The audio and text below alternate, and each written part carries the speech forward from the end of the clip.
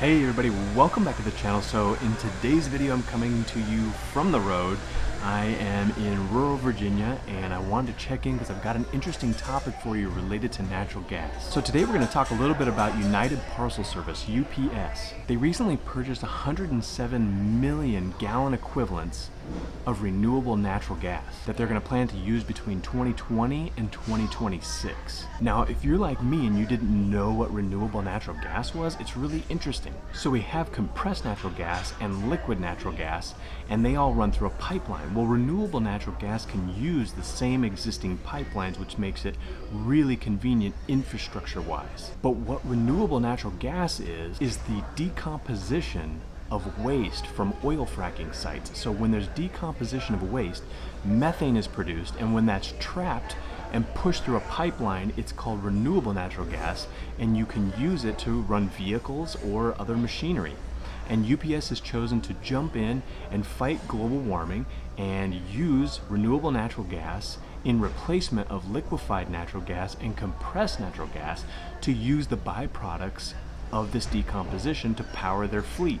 So since 2009, United Parcel Service has invested $1 billion in sustainability efforts across the globe. And the methane that's produced from the breakdown of the waste products that they're capturing as renewable natural gas, if it gets released into the atmosphere, it's 25 times more damaging to the ozone than carbon dioxide. So their goal is to reduce their global greenhouse gas emissions by 12% by the year 2025 by investing in renewable natural gas to power their fleet. How this is going to affect the natural gas futures market, I'm still not quite sure. I'm doing more research on that, but I'm going to get back to you guys about that when I know more. But right now, I just wanted to present some more information to you, and we can make a better educated decision on how we trade /NG and UGAZ and DGAZ. So after that little bit of news, let's jump into the charts because we have some exciting action on /NG. We're starting to get that pullback. I want to talk about that. I want to show you the price action. I want to show you the weekly chart because there's something interesting there we need to keep an eye on. And with that, let's just jump into the charts.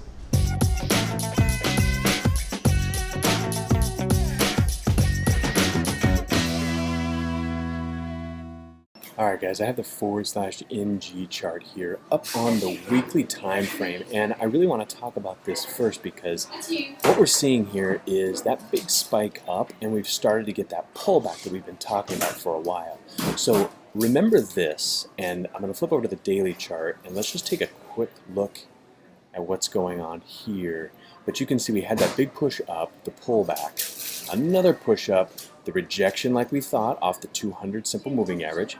We're pulling back down, and now we're starting to touch that 20-day simple moving average, which can be a support level. Now the one that we like a little bit more than that, or that I like a little more than that, is the 50 simple moving average, which is snaking up right behind it. So I'm keeping an eye on this still, but I think we're starting to get that pullback that we've been waiting for. Now, as this pulls back and we start to get that cooler weather like we've talked about, this is going to get really interesting because we could get that nice bounce and go. So I'm really aware of where this 50 simple moving average is located. So now if we flip back to the weekly chart, we can see, look at our RSI. Look at our MACD. Look how we're on the upside, right? We're at the top of this peak. We're green. We're going to revert to the mean and then hopefully head back up. So I'm really going to be watching for more of a pullback down so that we get that reversion. And once that reversion happens, then I think we can start looking at the move to the upside on the weekly time frame. So when you look at the daily time frame, don't let it necessarily fool you because we got this little bit of a pullback. This is nice, but my opinion, and again, just my opinion, I think that we need to go lower before we head back to the upside. So my personal opinion right now is that this is a DGAZ play for now, and that UGAZ will come along as soon as we get that touch off the support level. And that support level being the weekly chart reverting back to the mean like we've talked about. If you don't know what mean reversion is, go ahead and look back through my videos. I've got a I talk about mean reversion. We talk about how to trade a stock and how to pick a stock. And mean reversion is just really important because it stacks the probabilities in your favor.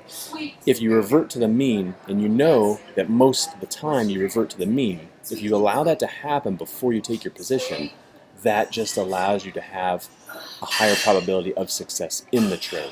So I want to see reversion back down to this mean, and then I anticipate going higher. Again, just my opinion. Don't trade based off just my opinion, but just use this as information to make an informed decision on your trades. So we'll keep watching this as we get sort of set up here. We've kind of been holding. Now, if we get a little pop up and a breakdown, then that's going to start looking really bullish for that skip right off the 50 simple moving average to go higher. If this pops back up, remember, don't get enticed to chase the pop. Wait till we get that full pullback if you're on the same page as me and you're thinking that the 50 simple moving average is a good support level. Just feel free to just be patient and wait for that, and then we would take it long once we get that touch and that push off the 50 simple moving average. But the United Parcel Service news in combination with the futures, I'm going to keep watching things. They bought a lot of renewable natural gas, and I'm not sure how that's going to affect the natural gas market, but when I do get a better grasp on that, I'm going to check back in and I'll shoot a video and let you guys know my thoughts on that and how it might affect the futures market. So we'll just keep an eye on this. And if you have any questions, comment below. Thanks for everybody's support, and I'll check in again soon. Thank you guys so much. Have a great night.